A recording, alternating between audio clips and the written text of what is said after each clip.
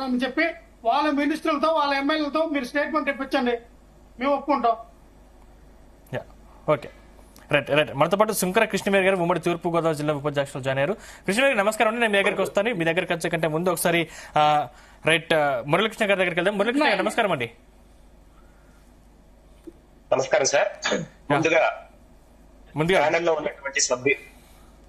ప్యానెల్లో ఉన్నటువంటి పెద్దలకు, G Telugu news యాజమాన్యానికి మరియు జీ తెలుగు న్యూస్ అభిమానులకి ప్రతి ఒక్కరికి కూడా మా హృదయపూర్వక ధన్యవాదాలు తెలియజేసుకుంటా ఉన్నాం. ఈరోజు మరి జనసేన పార్టీ 12వ ఆవిర్భావ దినోత్సవం కార్యక్రమం సందర్భంగా మరి ఈరోజు పిఠాపురం చిత్రాలలో జరుగుతున్నటువంటి ఆవిర్భావ సభకు అంగరంగ వైభవంగా ఒక రాజకీయ సభలా కాకుండా ఒక వేడుకలాగా మరి లక్షలాది మంది జన సైనికులు కానివ్వండి, వీర మహిళలు, జనసేన పార్టీ శ్రేణులు లక్షలాదిగా తరలి ఈ రోజు ఒక పండగ వాతావరణంలో జనసేన పార్టీ 12వ ఆవిర్భావ వేడుకలు జరుపుకుంటా ఉన్నాం. మరి ఏదైతే జగన్మోహన్ రెడ్డి గత 5 సంవత్సరాల్లో రాష్ట్రాన్ని అంధకారంలోకి నెట్టేసినటువంటి మాట వాస్తవం. మరి ఇప్పుడు ఎన్డీఏ ప్రభుత్వం అధికారంలోకి వచ్చిన తర్వాత జగన్మోహన్ రెడ్డి చేసినటువంటి చేసినటువంటి వర్గాలను అన్నింటినీ కూడా మరి ఒక్కొక్కటి చక్కబెడుతూ రాష్ట్ర ఆర్థిక పరిస్థితిని మెరుగుపరుస్తూ మరి ఈనాడు ఎన్డీఏ కూటమి ఆధ్వర్యంలో మరి రాష్ట్రాన్ని ఒక అభివృద్ధి దిశగా మరి తీసుకెళ్తున్నటువంటి పరిస్థితిని మనందరం కూడా చూస్తా ఉన్నాం.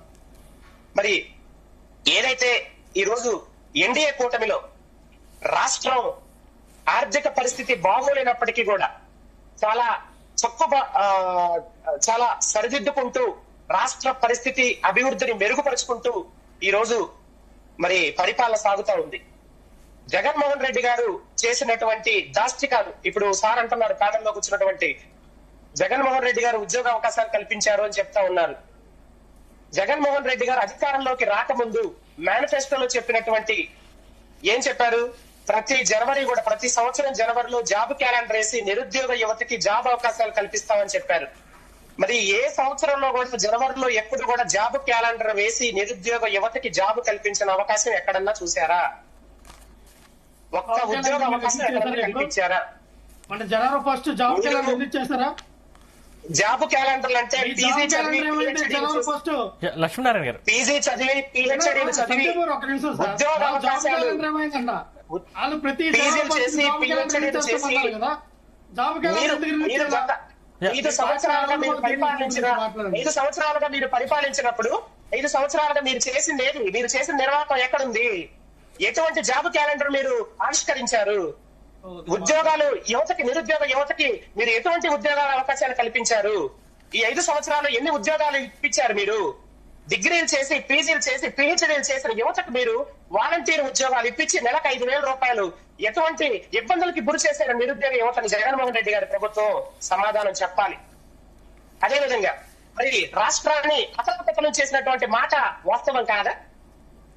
రాష్ట్రంలో ఏ అభివృద్ధి జరిగింది మీరు చెప్పాలి సమాధానం. అదేవిధంగా మరి ఎక్కడైనా సరే ఒక జగన్మోహన్ రెడ్డి అధికారంలో ఈ గత 5 సంవత్సరాల పరిపాలనలో ఎప్పుడు కూడా ఒక అన్ఎడ్యుకేటెడ్, ఫర్ ఎగ్జాంపుల్ ఇప్పుడు అసెంబ్లీలో చూస్తున్నట్లయితే అసెంబ్లీలో మాట్లాడాల్సినటువంటి మాటలేనా అండి అవి? ఒక కుటుంబ సభ్యులు టీవీ ముందు కూర్చొని ఒక అసెంబ్లీలో జరుగుతున్నటువంటి చర్చలను వినగలిగినటువంటి సందర్భం ఉందా సార్?